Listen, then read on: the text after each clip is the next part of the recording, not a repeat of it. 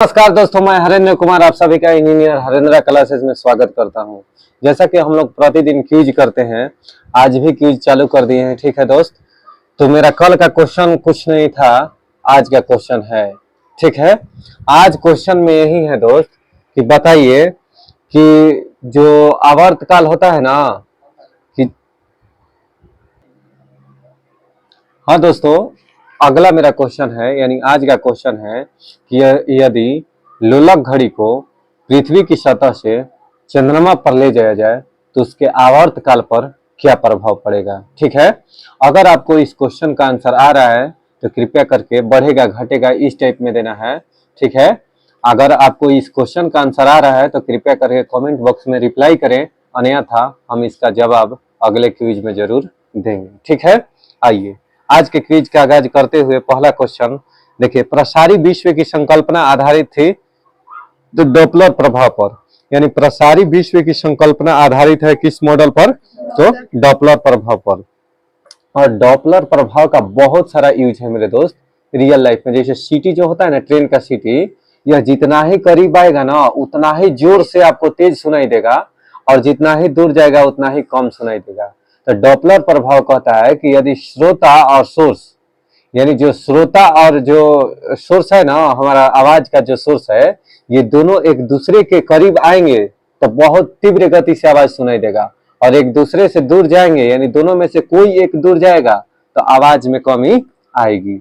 इसी को डॉपलर प्रभाव के नाम से जाना जाता है। ठीक है, तो डॉपलर प्रभाव के कारण ही पास करती है ना जो ट्रेन हम लोग के करीब से, तो उतना ही तेज गति से पार करती है जब, तो बहुत तेज गति से सीटी सुनाई देती है। यानी उसकी सीटी जब पास में आती है तो बहुत शोर सुनाई देता है, यानी बहुत तेज सुनाई देता है। और वहीं जब रेलगाड़ी धीरे धीरे दूर चली जाती है तो वह शोर धीमा सुनाई देता है।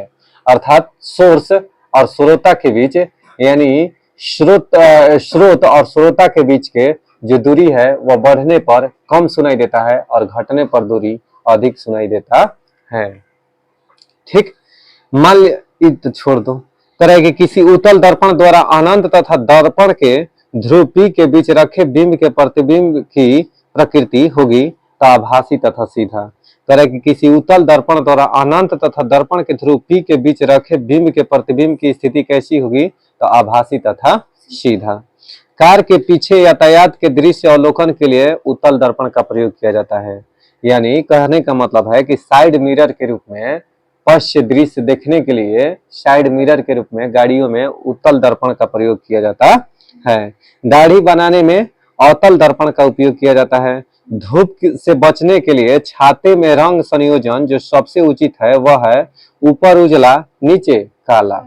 यानी कोई भी छाता अगर हो तो उसमें ऊपर उजला होना चाहिए और नीचे काला हो, यही उसका धूप से बचने के लिए बेटर संयोजन होता है, रंग का संयोजन। ठीक है, अच्छा, खगोलीय दूरदर्शी से बना प्रतिबिंब होता है तो काल्पनिक और बड़ा।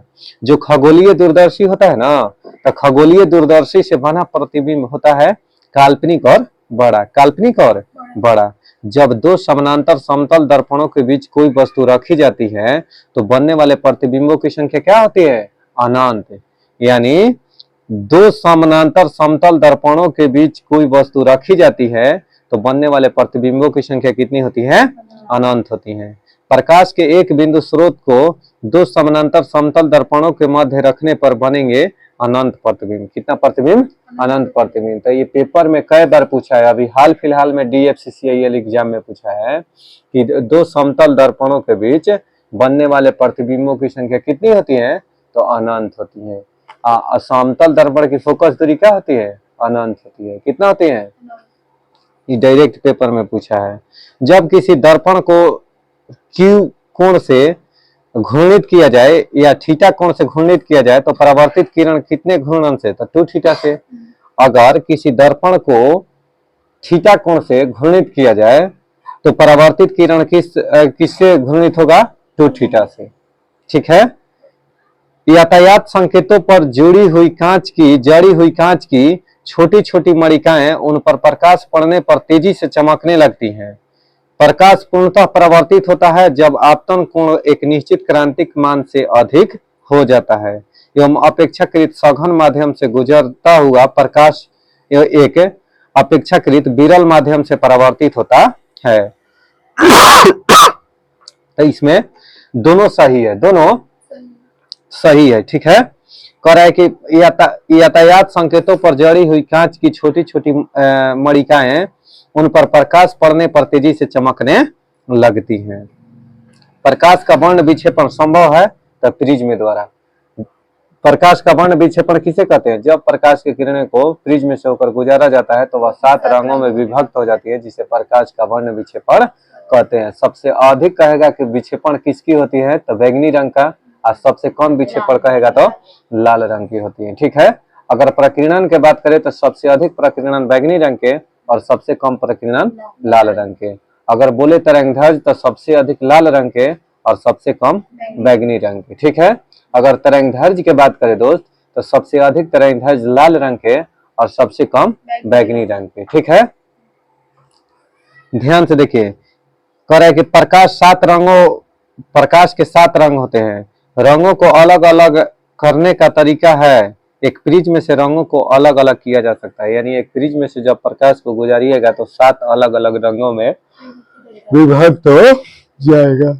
ठीक है, कह रहा है कि इंद्रधनुष के रंगों का सही क्रम है। इंद्रधनुष के रंगों का सही क्रम है, तब बैजनी पहले होता है, बैगनी, जामुनी, नीला, हरा, पीला, नारंगी एवं लाल। तो सबसे नीचे कौन होता है? लाल। और सबसे टॉप पर कौन होता है? बीच में कौन होता है? हरा। बीच में तो कई बार पूछा है क्वेश्चन। ठीक है, पेपर में भाई साहब कई बार क्वेश्चन ही पूछा है कि बीच का कलर तो हरा, टॉप का कलर बैगनी और सबसे नीचे के कलर लाल। जब धूप वर्षा की बूंदों पर गिरती है तो इंद्रधनुष बनता है। जब धूप वर्षा की बूंदों पर गिरती है तो इंद्रधनुष बनता है। इसके लिए जो भौतिक परिघटनाएं जिम्मेदार हैं वह है तो परावर्तन, अपवर्तन और पूर्ण यांत्रिक परावर्तन। कहने का मतलब है 100 बात के एक जवाब सुनिएगा भाई साहब कि इंद्रधनुष जो बनता है ना, इंद्रधनुष बनने का कारण क्या है तो परावर्तन, प्रकाश का परावर्तन, प्रकाश का अपवर्तन और प्रकाश का पूर्ण आंतरिक परिवर्तन, तीनों जिम्मेदार होता है। ठीक है, और देखिए जब भी इंद्रधनुष का निर्माण होगा तो हमेशा सूर्य के विपरीत दिशा में होता है। हमेशा सूर्य के विपरीत दिशा में इंद्रधनुष का निर्माण होता है। इंद्रधनुष 2 प्रकार के होता है, एक प्राथमिक इंद्रधनुष होता है, एक द्वितीयक इंद्रधनुष होता है। ठीक है, अच्छा जी, नीला, हरा, पीला तथा लाल रंग में से इंद्रधनुष के मध्य में दिखाई देता है हरा। पूछ दिया ना यहाँ पर, मध्य में कौन सा दिखाई देता है? हरा। इंद्रधनुष के दोनों सीमांत वर्णपट होते हैं। अब दोनों सीमांत यानी सीमा के अंत में, तो एक दिन बैगनी एक दिन अभी चवा में हरा। ठीक है, दोपहर के 12 बजे किस दिशा में इंद्रधनुष दिखाई देगा तो किसी भी दिशा में नहीं, क्योंकि दोपहर में एकदम सूर्य कपार पर, तो इसका विपरीत कहाँ? कहीं ना। ठीक है, तो इसलिए किसी भी दिशा में नहीं नहीं। और इसे भाई साहब अगर पूरब में सूर्य उगेगा तो पश्चिम में बनेगा, अगर पश्चिम में सूर्य रहेगा तो पूरब में इंद्रधनुष बनेगा। समझ रहे हैं ना, सूर्य का हमेशा अपोजिट डायरेक्शन में बनता है। हम उम्मीद करते हैं कि आप इस बात को समझ रहे होंगे। कह रहा है, आइए, जल के अंदर वायु का बुलबुला व्यवहार करता है अवतल लेंस के भांति। अगर जल के अंदर कहेगा ना कि वायु का बुलबुला किसके तरफ व्यवहार करता है? अपसारी लेंस यानी अवतल लेंस के भांति। अगर जल के ऊपर कह देता तब, जल के ऊपर बुलबुला जो होता है ना तब उत्तल लेंस के भांति। किसके लेंस के भांति? उत्तल लेंस। उत्तल लेंस को अभिसारी लेंस कहा जाता है। कौन सा लेंस? अभिसारी लेंस कहा जाता है। किसी व्यक्ति का पूरा प्रतिबिंब देखने के लिए एक समतल दर्पण की न्यूनतम लंबाई होनी चाहिए तो व्यक्ति की ऊंचाई के आधी। व्यक्ति की ऊंचाई के 25 सेंटीमीटर वो स्पष्ट दृष्टि की न्यूनतम दूरी होती है। स्पष्ट दृष्टि की ठीक है। अच्छा जी, कह रहा है कि एगो 1.5 मीटर लंबे व्यक्ति को यानी 1.5 मीटर लंबे व्यक्ति को अपना खड़ा पूरा प्रतिबिंब देखने के लिए समतल दर्पण की न्यूनतम लंबाई कितनी होनी चाहिए तो इसका आधा, तो 0.75। 1.5 के आधा कितना हो जी? आधा 0.75।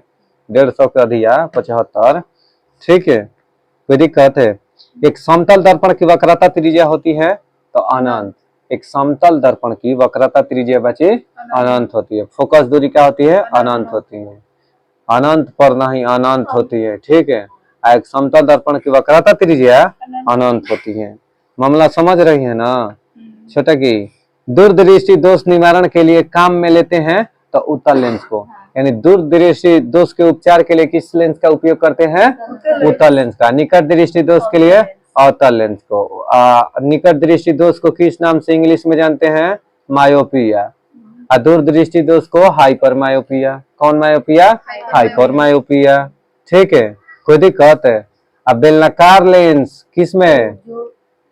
जरा दृष्टि दोष, ना दूर ना धीरी, वृद्धा अवस्था में जरा दृष्टि दोष बेलनाकार लेंस। अब बाइफोकल लेंस अबिंदुकता, अबिंदुकता बिंदुकता में बाइफोकल लेंस का प्रयोग किया जाता है। बाई माने दुगो फोकस वाला, द्विफोकल लेंस का उपयोग किया जाता है।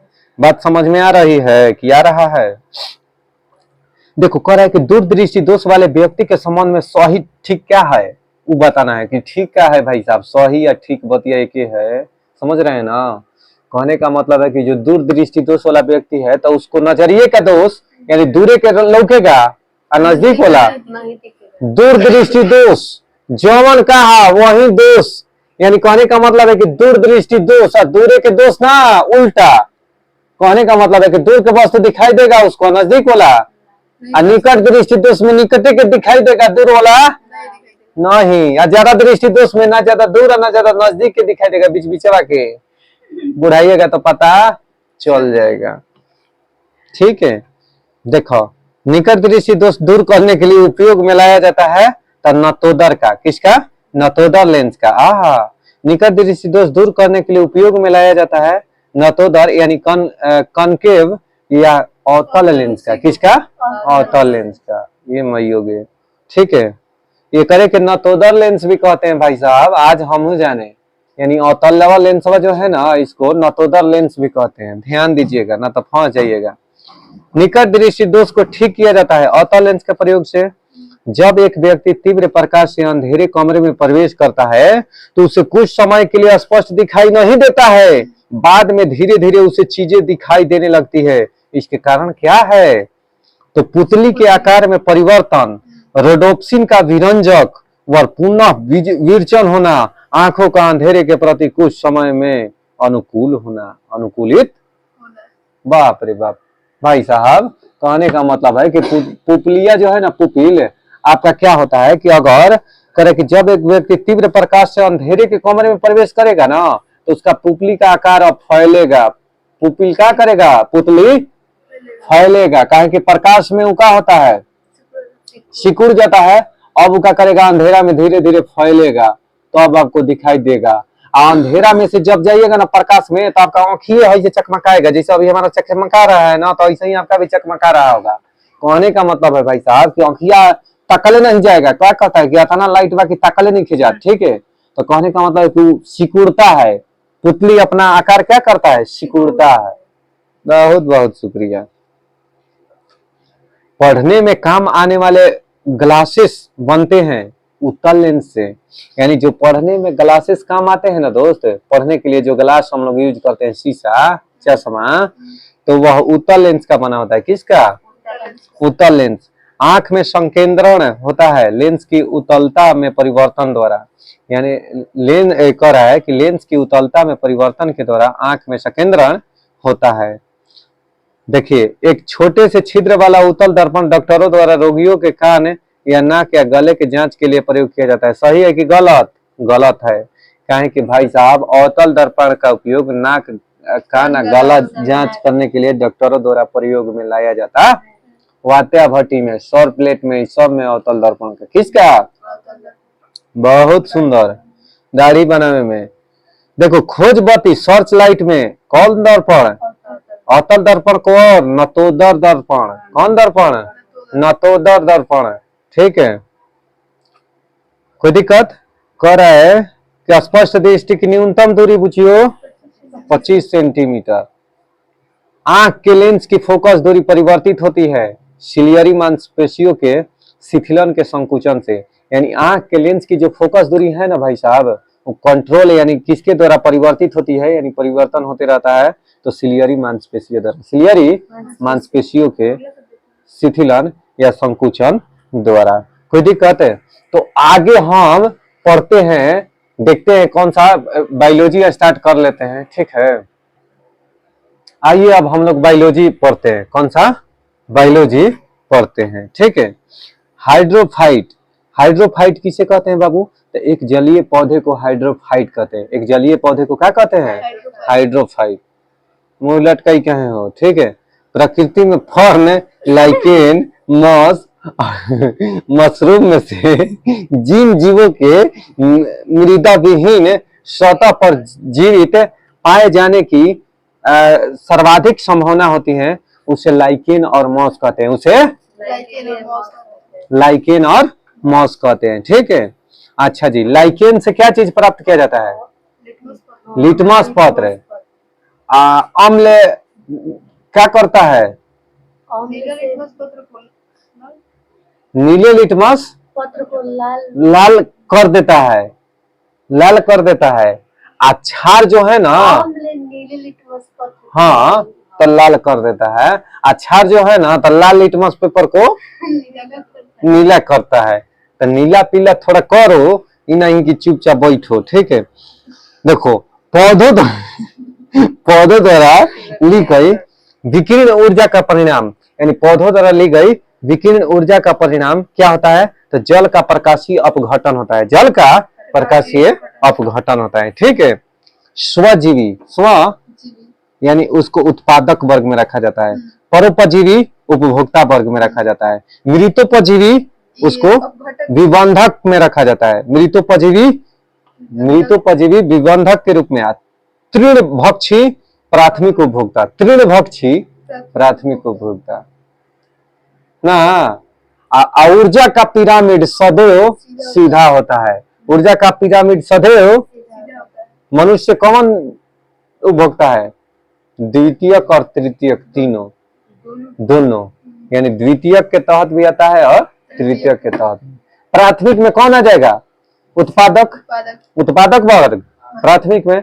द्वितीय में जो प्राथमिक का उपभोग करे, और तृतीय में कौन आ जाएगा? जो द्वितीय का उपभोग करे। तो मनुष्य जो है द्वितीय और तृतीय दोनों में आता है। कहीं कि क्या करता है कि प्राथमिक को भी खींच लेता है द्वितीय को भी खींच लेता है। नहीं, खांसी भेड़ा मार काट के खा जी हम, खुद ही कहते। तो मनुष्य जो है ना भाई साहब, वह दोनों में आता है, यानी प्राथमिक सॉरी द्वितीय को उपभोक्ता और प्राथमिक और द्वितीयक और तृतीयक उपभोक्ता। अब प्राथमिक उपभोक्ता कौन होता है? जो उत्पादक होता है, पेड़ पौधा घास, प्राथमिक होता है ना प्राथमिक उपभोक्ता। और उत्पादक कौन होता है? वो ना प्राथमिक उपभोक्ता हो गया। प्राथमिक उपभोक्ता के तहत आता है ना, ठीक है। तो बताइए ना, ये सब चीज ध्यान देना, ठीक है। देखो अगला कह रहा है कि प्रथम पोषक स्तर के अंतर्गत आते हैं हरित पादप। प्रथम पोषक स्तर के तहत आते हैं हरित। आइए भाई साहब देखिए आगे हम लोग पढ़ते हैं।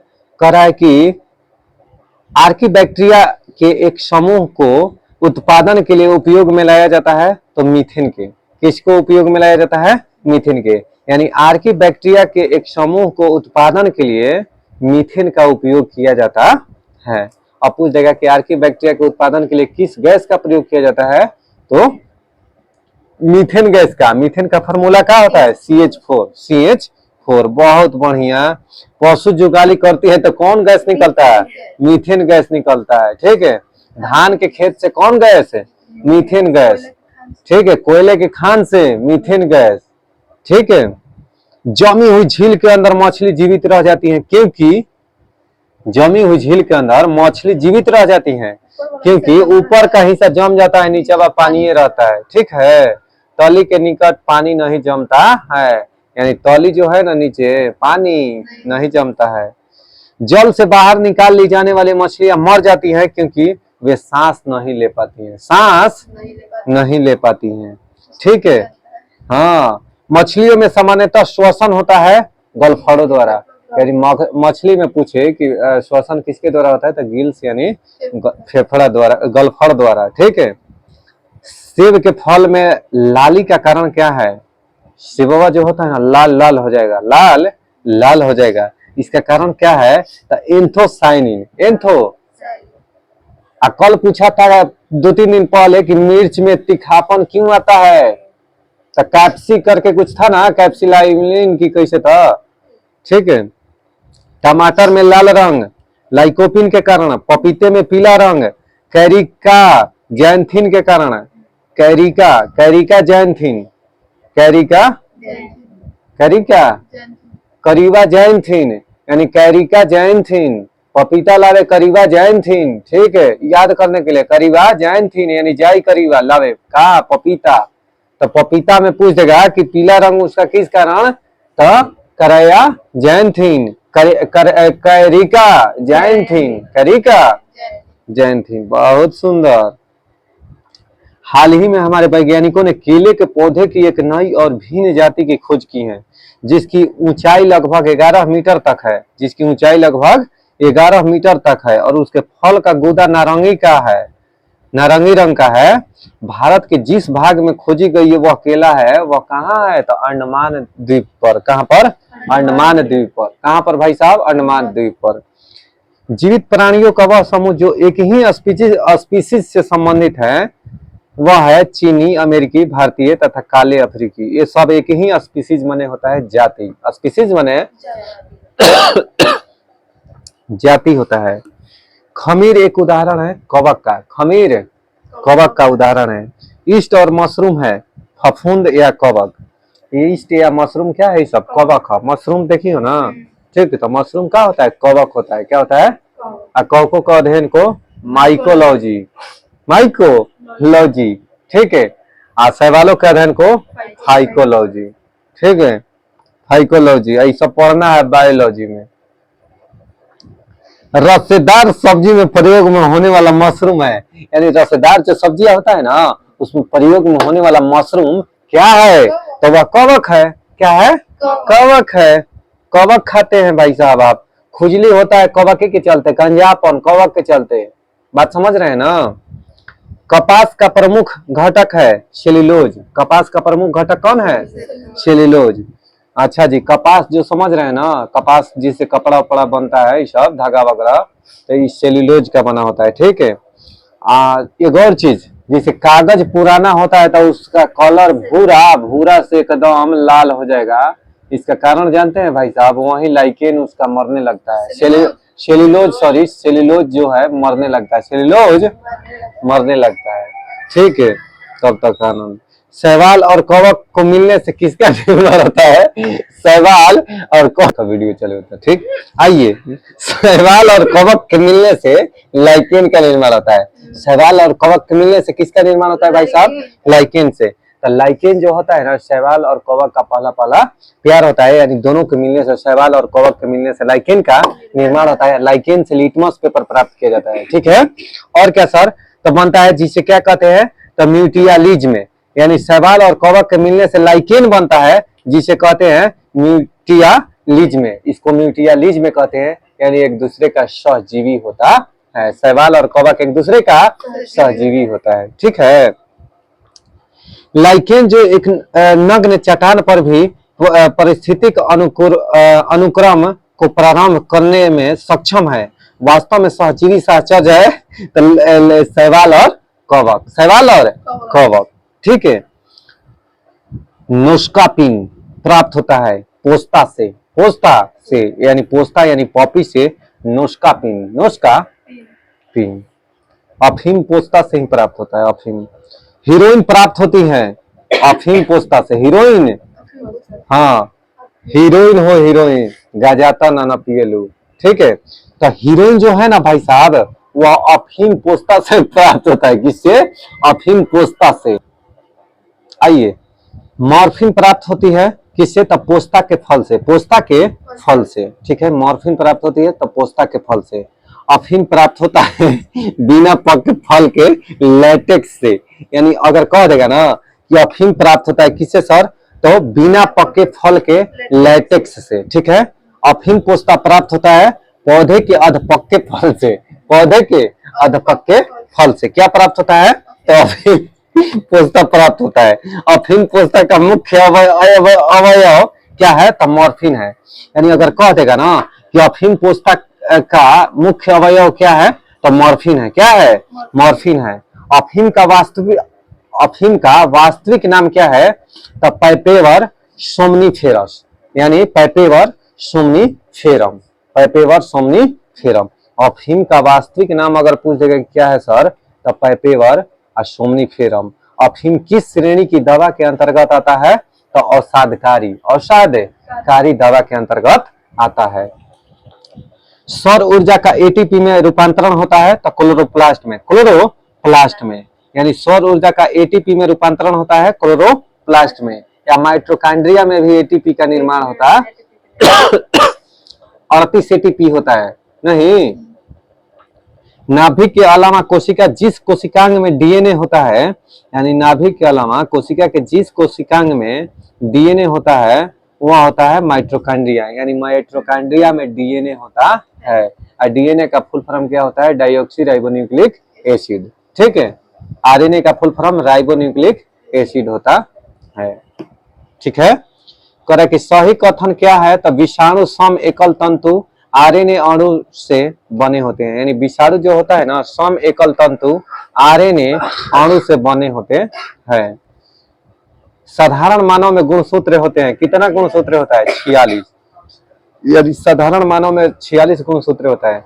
मानव शरीर की कोशिकाओं में पाए जाने वाले गुणसूत्र जोड़ों की संख्या कितनी होती है? 23 जोड़ा। क जोड़ा?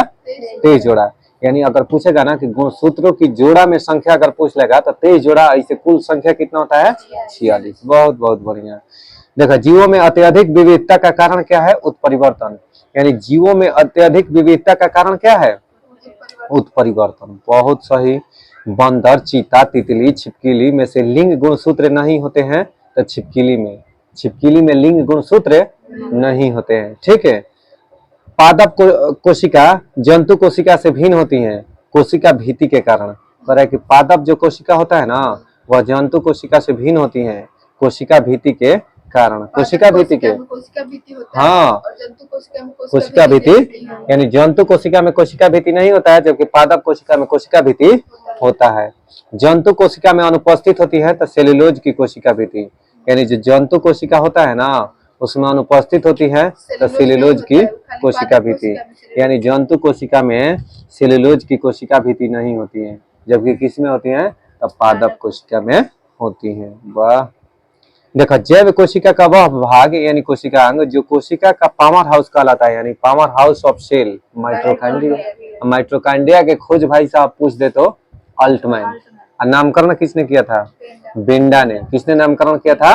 बेंडा ने। लाइसोसोम को आत्महत्या की थैली कहते हैं या आत्मघात की थैली कहते हैं, इसका खोज किसने किया था? डिडूबे ने किया था। किसने? डिडूबे में।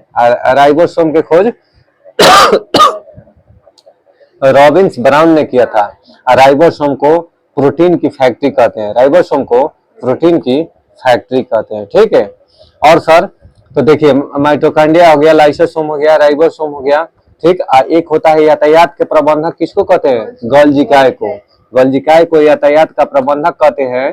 ठीक है, और गोल्जिकाय के खोज कैमिलो गोल्जी ने किया था। कैमिलो गोल्जी ने किया था। ठीक है, कह रहा है कि पित्तपिंड कोशिकाओं की संहति है तो अंडाशय में पाई जाने वाली कोशिकाओं की, अंडाशय में पाई जाने वाली कोशिकाओं की। प्लाज्मा झिल्ली बनी होती है तो प्रोटीन एवं लिपिड से। प्रोटीन एवं, हमेशा पेपर में पूछेगा। ठीक है, कि प्रोटीन एवं लिपिड से प्लाज्मा झिल्ली बनी होती है। तो प्लाज्मा झिल्ली बनी होती है किसके? तो प्रोटीन एवं लिपिड से। प्रोटीन एवं, आप प्लाज्मा झिल्ली कैसी होती है? कोशिका झिल्ली कैसी होती है? तो अर्धपारगम्य झिल्ली। कोशिका झिल्ली कैसी होती है? अर्धपारगम्य झिल्ली। हाँ, रॉबर्ट ब्राउन ने किया था। केंद्र की खोज रॉबर्ट ब्राउन ने किया था।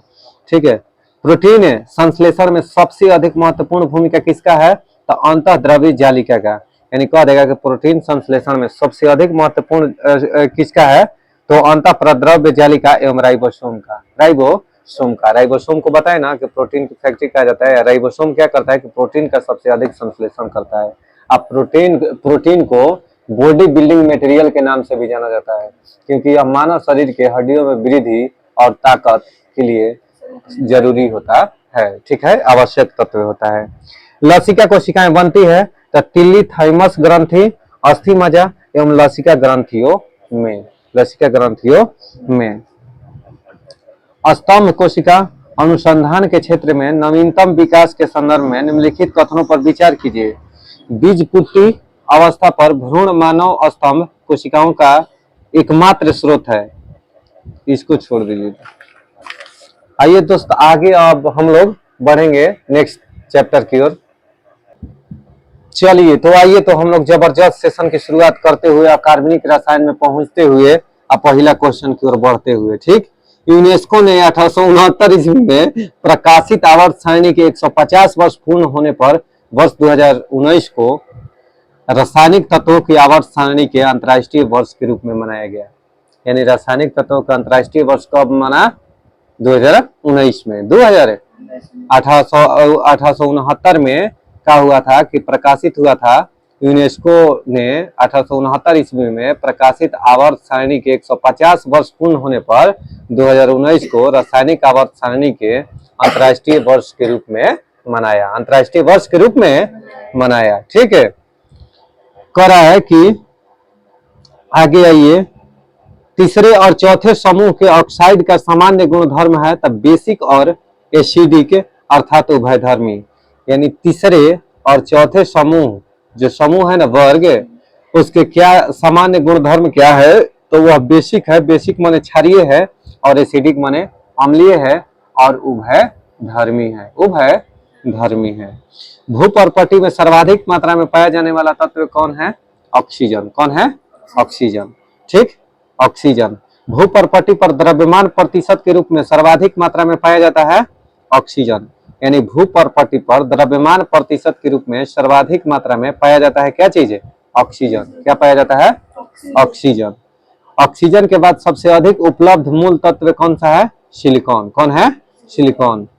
यानी अब देखिए, भूपर्पटी पर द्रव्यमान प्रतिशत के रूप में सर्वाधिक मात्रा में ऑक्सीजन पाया जाता है। ठीक, लेकिन अगर कह देगा ना कि ऑक्सीजन के बाद सबसे अधिक उपयुक्त मूल तत्व कौन है? सिलिकॉन। कौन है? विश्व में सर्वाधिक पाया जाने वाला तत्व कौन सा है? हाइड्रोजन। विश्व में अगर सबसे अधिक पाया जाने वाला तत्व कौन सा है? हाइड्रोजन। हाइड्रोजन को आवारा तत्व कहा जाता है। पृथ्वी पर 2014 तक 118 तत्व की खोज की गई है। यानी 118 तत्व पहचानी गई है। कितना? 118 तत्व। रेत, हीरा, संगमरमर तथा शक्कर में से मूल तत्व कौन सा है? तो हीरा। हीरा जो है ना एकदम प्योर शुद्ध तत्व है, प्योर शुद्ध तत्व है। हीरे की खनिजीय बनावट है तो कार्बन। हीरे की संरचना कैसी होती है? हीरे की संरचना चतुष्फलकीय है, जबकि ग्रेफाइट की संरचना षष्ठफलकीय है। हीरे की संरचना sp3 जबकि ग्रेफाइट की sp2। sp धातु, अधातु, गैस और उपधातु में से एक जो तत्व नहीं है तो गैस तत्व नहीं है। एक गैस जो है तत्व नहीं। ठीक है, बहुत बढ़िया। कह कि सोडियम, कैल्शियम, आयरन तथा पोटेशियम में से सबसे अधिक क्रियाशील धातु कौन सी है? तो पोटेशियम।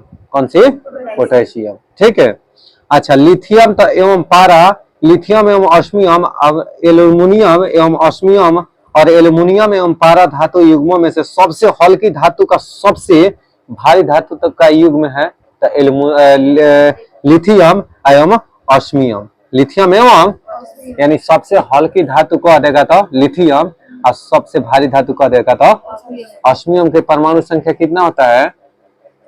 ऑस्मियम के परमाणु संख्या भाई साहब कमेंट बॉक्स में रिप्लाई करें। ठीक है, सर्वाधिक कठोर तत्व कौन सा है? तो हीरा। सर्वाधिक कठोर तत्व हीरा है। ठीक, आइए। ठीक है दोस्त, तो यहीं तक वीडियो को समाप्त करते हैं। अगर यह क्यूज आपको अच्छा लगा हो तो कृपया करके अपने दोस्तों के साथ, दोस्तों के पास शेयर और सब्सक्राइब और लाइक करें। कहो कि लाइक करें। ठीक है, कोई दिक्कत है? अरे उधर कह दो कि लाइक करें। ठीक।